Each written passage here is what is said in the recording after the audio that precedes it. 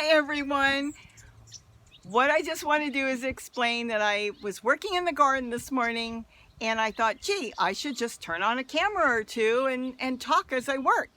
Well, I did, and I turned on two, and I didn't realize that out of the two, only one decided to run the whole time. The other one said, it's heard enough of me.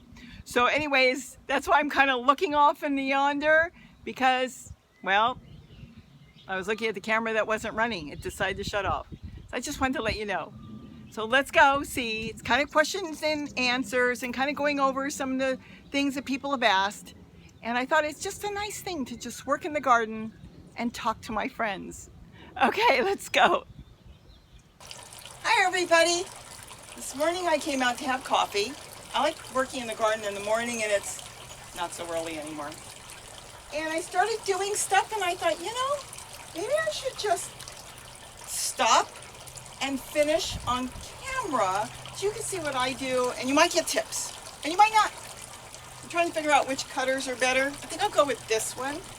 So I will sit these here, which is why I have multiple cutters now because I sit in places and I forget. Yes, it is. This is the same tomato plant that I did earlier in the year from last year.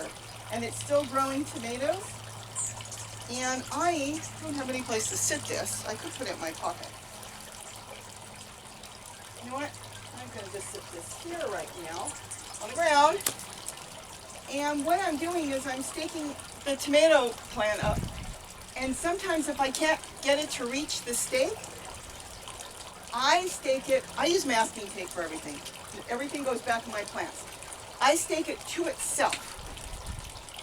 So with this one, see this one is full of tomatoes, and I don't want it on the ground because that's when the rabbits will get it. So what I'm going to do is I'm going to use one of the tapes. It doesn't matter which one. You know what? For now I'll use this. This is cheaper, but it's good tape. I get this at the hardware stores. And I like that I can put it on my wrist. Oh, I know I've gotten people that were very upset. They don't like masking tape. Why don't you use this? But you know what? You can use whatever you want to use. And here's what I have found. That sometimes it is too heavy. And sometimes it can pull from the masking tape. But what you can do is you could tape it up the way you want. And then you can go back and add your wire, your string, your zip ties. Yarn looks nice. Yarn is good.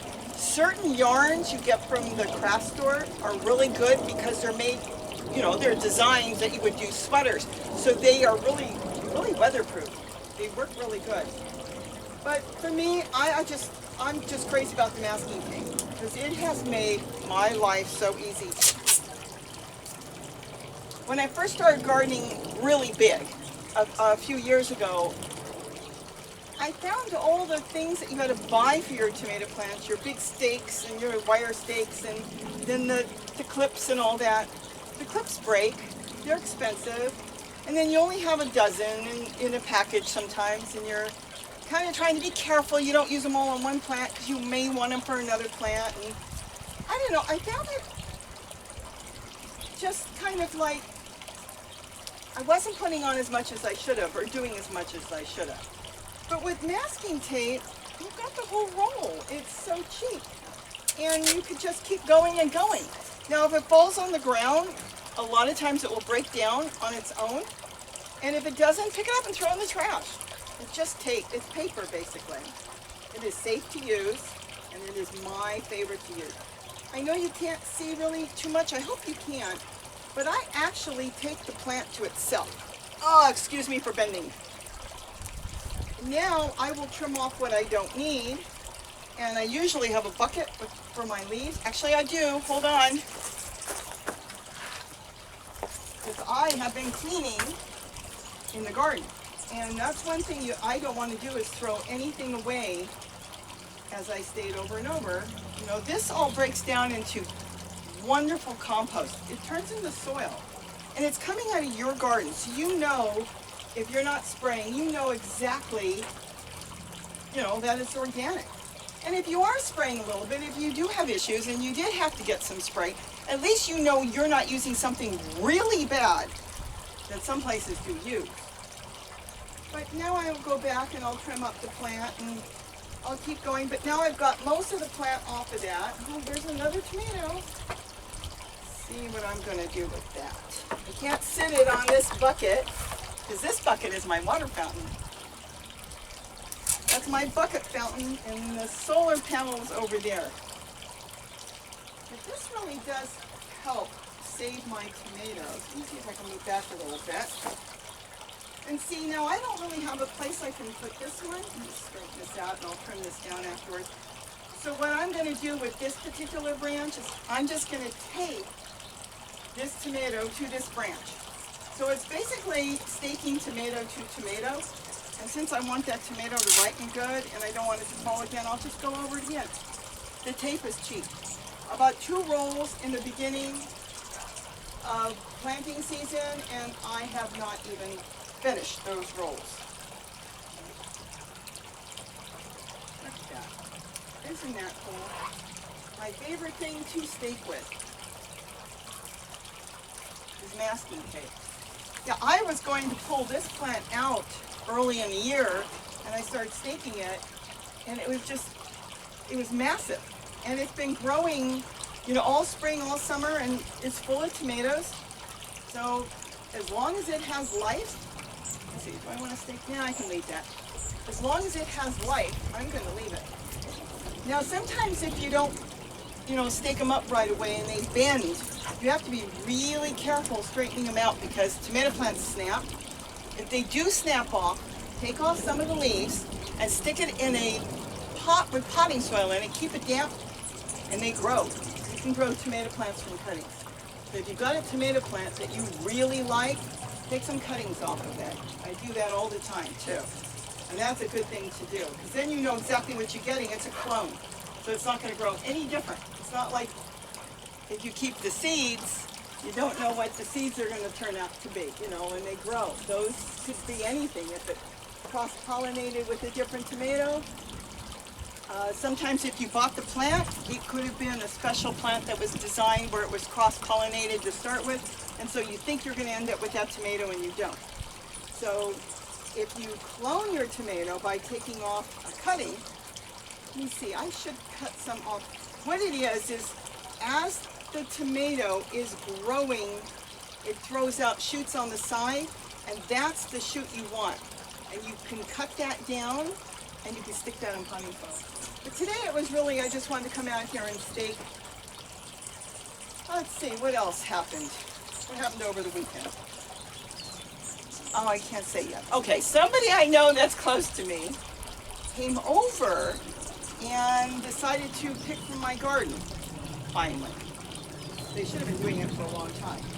But they haven't been feeling that great. And they found out from the doctor that I already did that video, and some people really liked it, about enzymes. Most of the food now, all over the world, not just in the USA, all over the world, is being irradiated. So I don't want to get into the whole video again on that, but she was told she doesn't have any enzymes because of that, and it's not just her. They're saying 80% of the people now have IBS because the food is good. Let me back up so nobody misunderstands. The food you're buying at the grocery store is safe. It's okay. But the problem is it's kind of, let's say, empty calories. And I think it's affecting a lot of people because they can't digest it, is what it is. You don't have the enzymes. If you don't have enough enzymes in you, and the food doesn't have enzymes, then where in the world are the enzymes going to come from? Well, they're going to come from your garden. And like I said, I did a whole video. I will put it on the end so you can see it, or I'll put the link underneath to it.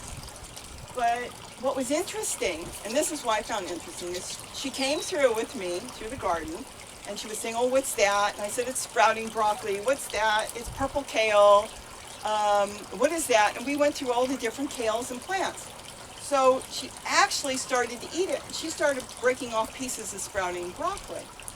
And she said to me, she had someplace to go the next day, oh boy, I'm going to pay for this. She said, because I'm going to go home and have explosive, you know what, because she can't eat greens anymore. So I told her my opinion was don't overdo it. I should get in here better. I don't want to kill my papaya. I said, don't overdo it, because in the beginning, when you first start eating the enzymes, if you don't have it, you could end up getting sick. But I'm just guessing. You know, that would be my, maybe just the way I think about it, the way I would think that it might be just too much for the beginning. So she said, it's okay, it doesn't matter.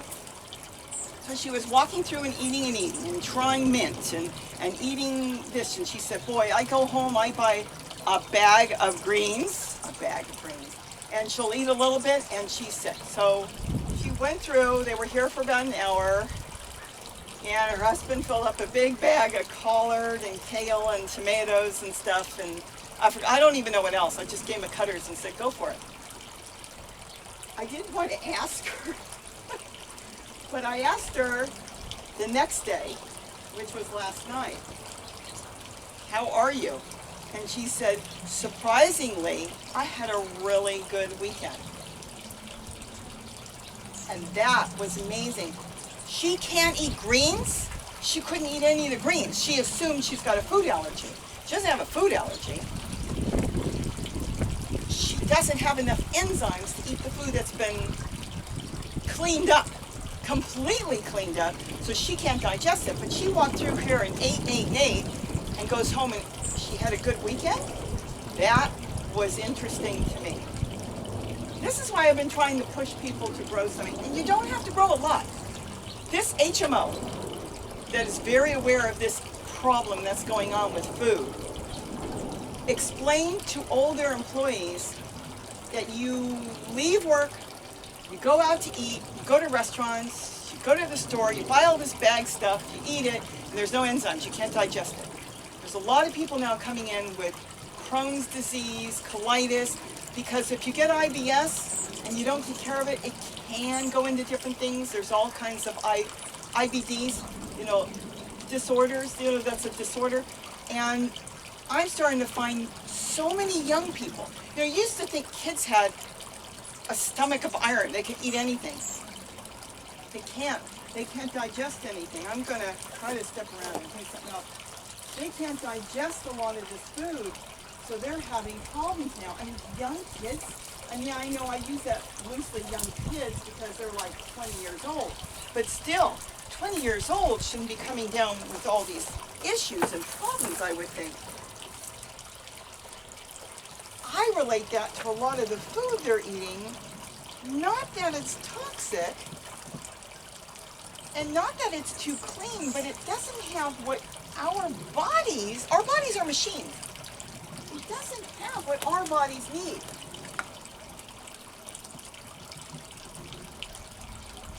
I'm going to be honest, I have to say here, my mother's one of the stubbornest people. She's been having issues, and she says it's old age.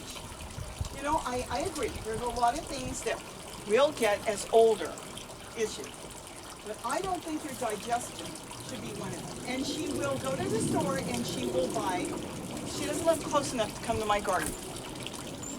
She will go to the store and she will buy things from the store. She buys bananas, really, really cheap ones, and I know she's not getting any enzymes. They tried to get her to take probiotics. She won't take it because, she's older and she thinks, oh, you're going to take bacteria? So she's afraid to take it. I know what she's got is actually something that could be, I don't want to use the word cured, but probably she feels so much better for it. I mean, look at the other person that came over who was really expecting to have a really bad weekend and ended up having a really good weekend. I think what it is, it's awareness. Now, the reason the food these days are being irradiated, and I understand the reason is, number one, there's been a lot of E. coli problems all over the United States and all over different areas. And this will take care of some of it. Because once food is irradiated, and if it's handled by somebody or something that has bacteria or something bad on it, it can regrow. It's been cleaned, and then if something got on it, whatever, something happened, could end up being exposed again. So what they're starting to do now, from what I understand, is some of the food is irradiated right in the beginning, and then when they package it in those plastic bags or any type of packaging, it's radiated again. Because once it's sealed in plastic and radiated, hopefully 99.9% of the time, if there was anything in it, it's clean. And they're looking for clean food. They don't want bacteria like E. coli and different things like that happening, listeria and all that. They're trying to get rid of all that. I understand that there are so many people and so much food being farmed and processed that this is a way they came up with it. So again, I understand that. But we have to understand that we still need to add something in our body, whether you go want to buy enzymes and probiotics and all that, or whether you want to make something, you know, sauerkraut or the proper food to give you some of that, or grow something. You know, we make mint tea from our garden every day, and some people have asked me, what about when you pour boiling water on it? You know, I wanted to double check on that, and I did. And it is true that when you pour hot boiling water on live food, you will eliminate some of the enzymes. You may not eliminate all of it, but you will eliminate some of it. Being that I'm aware now more and more, even though we don't buy a whole lot, but we still do buy some stuff, I am going to now boil my water and let it cool a little bit. But when I make my tea, because I use a glass pot with a strainer in it, is I pour boiling water on it because I want the leaves to just kind of soften a little bit and then seep. But then I top it right away with room temperature water. I usually use Brita or bottled water for that. So I'm sure it's okay because we don't have any stomach issues. And guess what? I have IBS. I was told that when I had a colonoscopy. Doctor came and said, you have IBS. This was years ago. And I used to feel it. But now that we have tea every day and we eat a lot of greens, I don't have any issues with IBS. Stress will bring IBS, so if you get me too stressed, I mean, yes, then I could end up having, you know, some issues. But as far as diet, no, I think you know what my doctor told me? Both of my doctors I've got, you're on the right track. Now I'm so happy to hear that they're on the right track because they're really trying to push people to eat something good. Now, some people got upset because I was telling the story about the HMO that said they bring in from the farm to their facility every day food that's been picked off a farm, and they don't want them to wash it. They want them to get everything. Insects on it, everything, because you need it. I wash. You know, it's just me. I do bring my produce in from the garden, and I do rinse it underwater in my sink. But I also walk through the garden and take a pinch off. That's my hair. And just eat it. So I do both, but I'm not telling anybody don't wash it. You know what? I actually believe you should rinse it because you're not rinsing off enzymes, you're rinsing off dust. So I feel that you should rinse it, but that's my opinion, and that is strictly my opinion. So I would say if you ask me, should I rinse my stuff when I bring it in to cook? I would say yes. You know, you've had birds on it, and who knows what flew by or what crawled on it. Not that it's going to hurt anything. Yeah, it must be force of habit. I'm a city girl. And that's my mom. My mom is like, well, if it doesn't have a label on it, how do you know what it is? And yet my grandmother, my mother's mother, lived in a beautiful apartment in LA. And she grew, it was her apartment, she grew a field, no joke, of blackberries and raspberries. And when I stayed there, and I stayed there quite often because they only lived a mile or two away, she would take me out. My treat was after dinner, we could go outside and pick in this massive field. Her field of blackberries was probably almost as big as my garden because it was like the side of the apartment building. She just let the whole thing grow. And we'd pick it and I'd bring it in. I must have been like 5, I can remember. And I'd say, Bubby, there's bugs in this bowl. Little bugs, look, I can see them, because she'd put it in a white bowl. And she'd look, and she'd say, but you're so much bigger than them. And I would look at her, and she'd say, okay, we'll wash it off. I don't think she washed it that good. But she kept telling me there was nothing wrong with that. So, you know, she didn't come, I don't think she came off a farm, but she did know her food. And they knew that they could just pick things and eat things. So this is what we've all gotten away from, and basically what it is we're too clean. But it's just a lot of other issues. But anyways, that's really not what I wanted to come in here and talk about.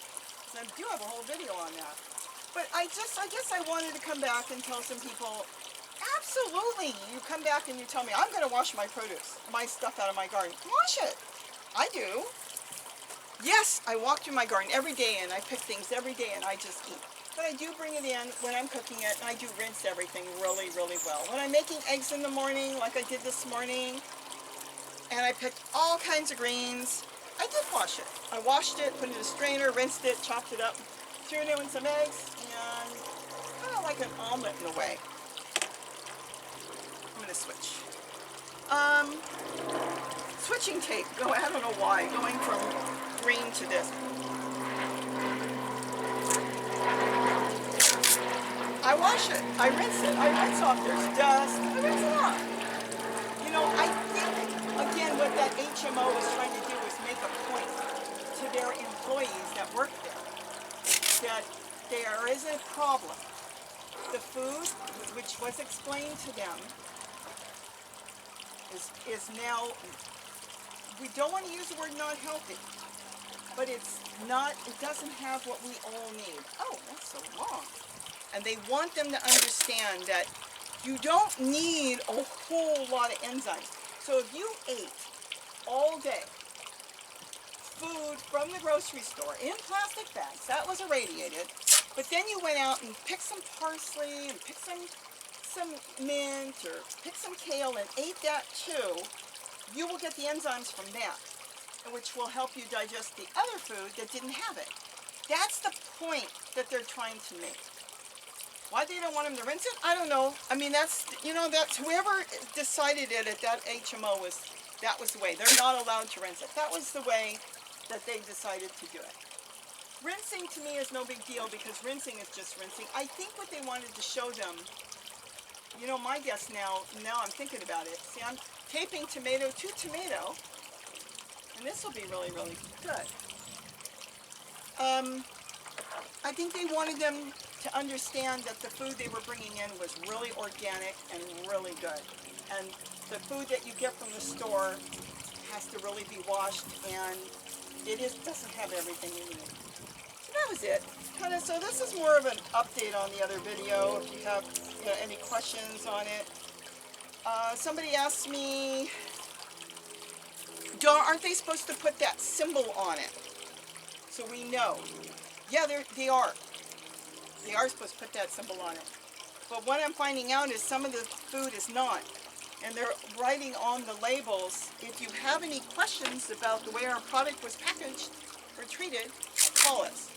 So that must be another way out, because I have found that it's very difficult to find the symbol. There's also a code. The number 3 means it was irradiated. But then, if it's not organic, it has a number 4, which probably means the same thing. I don't know if it has a 4, so it's been irradiated and used with pesticides. 4 means it's been sprayed with pesticides. So I'm not 100% sure how they're doing that, but my guess right now is they're not labeling everything. So it's pretty much all spices, unless otherwise marked saying it has not been irradiated. All spices are irradiated. All spices.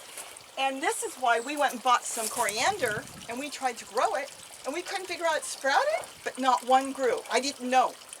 I went to a big, good grocery store, well known.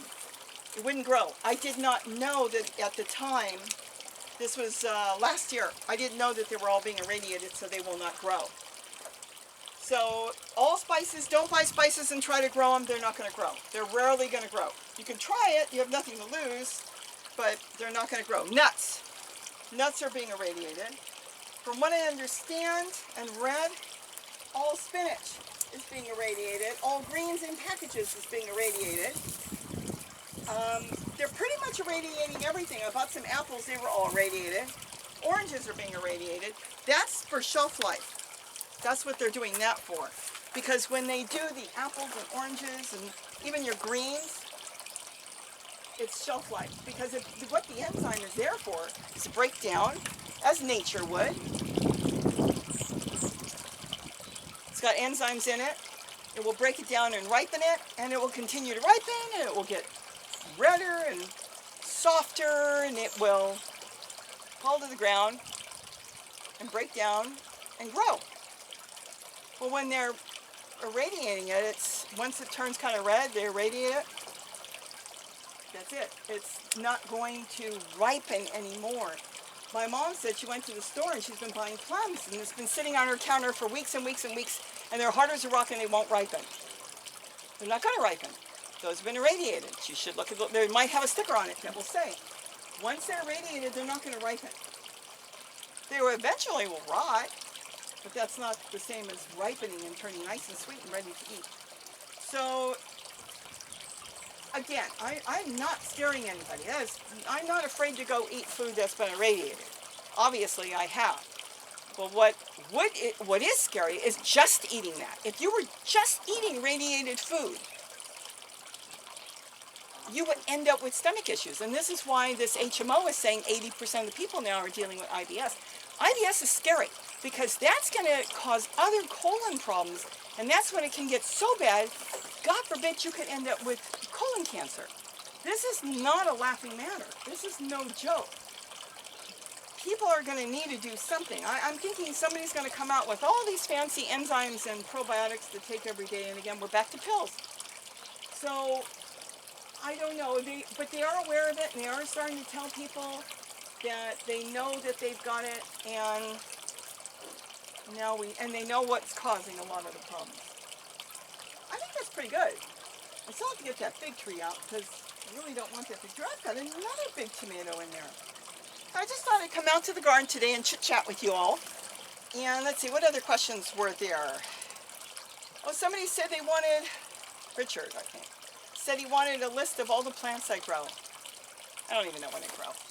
I'm going to try to do separate videos on certain plants. Like maybe I should do one just on purple kale and just one on collard. And then I can tell you how it's growing for me and what I've done and how I've propagated it and stuff. My daughter came over the other day and said, why is this collard with a big green leaf and why is the one next to it with a long bluish silver leaf? And I said, well, that particular one I had told her had come up from seed, and the collard and the sprouting broccoli, they were both flowering at the same time, and so they ended up cross-pollinating, and all the seeds that were coming up all over are different, but they taste good. They were really good because, see, collard to me is really strong, and I love my collard because I compost with that. I use it for composting, and the plants just love the collard leaves when they break down. But the cross was a really good taste. She was crazy about the broccoli leaves. She said the broccoli leaves were so good off the sprouting broccoli. I said, yeah, they really were. So I'll try to get something together because I have stuff I don't even talk about because I forget about it. You know, I've got garlic chives in there, and I've got garlic chives. They come up everywhere. They'll drop their seeds, come out in the ground. And then I've got this curry plant that I bought. That's an herb. It's so big now. It's just a little plant. I just stuck it in there. Oh, I've got ways I want to show you how I do things easy. So I'm going to try to see if I can get some videos on the plants separate. And then maybe I can talk about that and get more questions on that. What else is there? Papayas. I've got papaya trees coming up everywhere. I'm starting to move them. I was successful on one of them I just moved. I soaked the tub where it was growing. It was that big. Soaked it really good because it came up in one of my compost bins. I gently pulled it out and had a taproot. And I put it in the ground. I took one of my black flower pots I have. I cut the bottom out, almost. Not the whole thing, but almost. Cut a big piece of the bottom out. Dug a hole in the wood chips down there that my husband's got. And I dropped it in there and trimmed off all the leaves except for the top ones, and it's coming in pretty good. So I'm going to move a lot more. And I'm going to have a different way. I'm going to be planting a lot of plants this coming spring, and even now, very unconventional. People are going to go, oh my gosh, thumbs down. Okay, it works for me. Here's the deal. I love my garden, but I want to do it easy. And that's the way I'm going to do it. And if it helps you out, do it easy, fine. And if it doesn't, you can watch me, you can laugh, you can make all your criticisms and do it your way. You know, it's working for me. So I'm going to get that together. Got a lot of ideas I want to put together, and it's like finding time, and the sun is so bright, and it's in my eyes, and it's been so hot. It's been warm. It's been warm. And then my camera shut off because they don't like the heat. So, oh, it's so funny. I had these foam things I had bought after Halloween a couple years ago. They had foam stamps. I bought square ones and flat ones. That was a Christmas one. And it's like, I just held on to them. I didn't know what to do with them.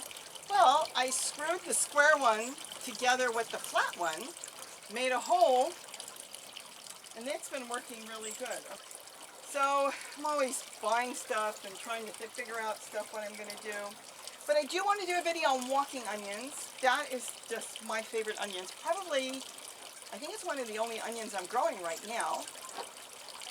There's also levels on the radiation. They do it 3 levels. And I'm wondering if when they bring things in from other countries or wherever they're traveling and moving things around, maybe the containers are so big that things in the middle are not zapped as much, and sometimes you'll luck out. Like on ginger, it's hit and miss. I bought some ginger recently and I thought it was going to be really good. It wasn't. Gary started planting it just recently because a couple of them had sprouts, so they all rotted. Yeah, they were radiated. And yet I've had some from last year that were really good. So I'm going to keep a lot of my own ginger and turmeric. Try some specialty markets. Sometimes you might find things that maybe they bought from local farmers. If they bought it from local farmers, you can grow that stuff. Let's see, what else do I want to talk about? I think that's it for today. I'm pretty much done out here. Today what I wanted to do was stake up my tomato, which I did. The tomatoes were on the ground, and I want to make sure I get those. And I think it's all up. This plant is really old already. I just don't have the heart to tear it out. Especially it's so full. I'm looking and there's 2 of them hanging there. There's a great, oh, there's another one here. There's down there. There's one on the other side. I just pulled off 2 red ones, which we ate. And they're all through here. So as long as it's going and it keeps flowering, see, it's full of flowers already. They're just opening. I don't pull anything out unless it's ready to come out. I cannot believe this, but I've got my hummingbird feeders there. And they're full. You know, I stood out here this weekend for 2 hours with my laptop trying to see if I could I was going to test my laptop and go live. Could not get that thing to work. No matter what I did, it kept saying, put in this code, put in this, put in that. I don't know. So hopefully I can do something one day in the garden and maybe I can answer some questions that way, or just to have something different. But I'll try.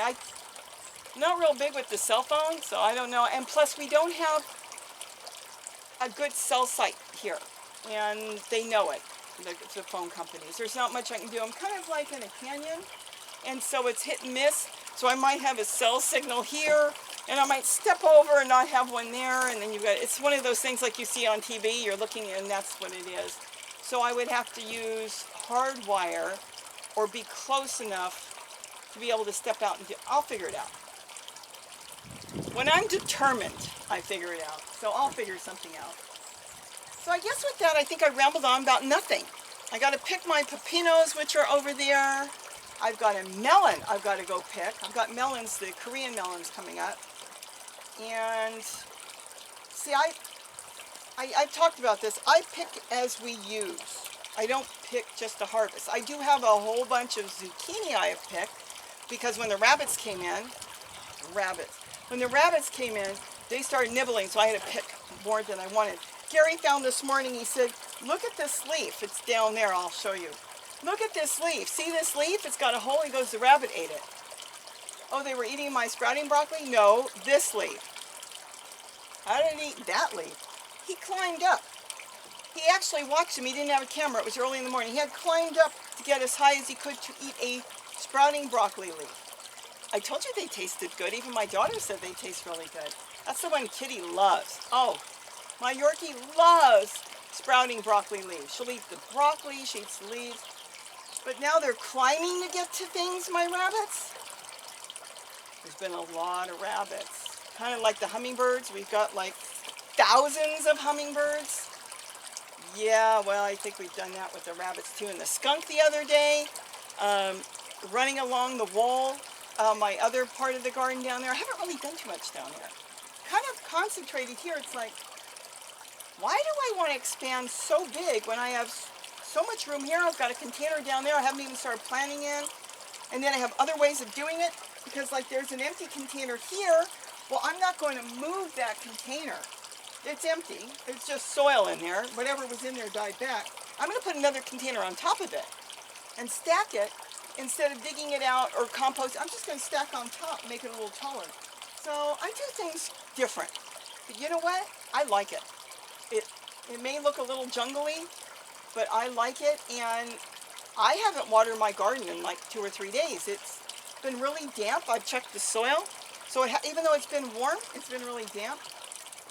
So it's kind of taking care of itself. And like I said, with my plants, as long as it's still alive and it looks like it's going to produce something, I will leave it. I don't rip out and start over again. And in the winter, I want to add in different things. I don't know yet what, but I'll see. And I just go through, and that's the way I do my garden. Like I said, my kale is over, it's what now, 3.5 years old. I'm going to leave all my dinosaur kale. This tomato plant is probably 1.5 years. It would have been planted last spring. This is the one I was, earlier in the year, I went to cut out, and there was so much, and I just staked it up, and it keeps going. Trim it back, and it sends more shoots. So it keeps going.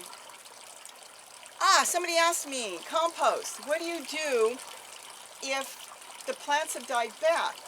Do you dig it out? Do you start over? In my containers, those big plastic containers? You could do what you want.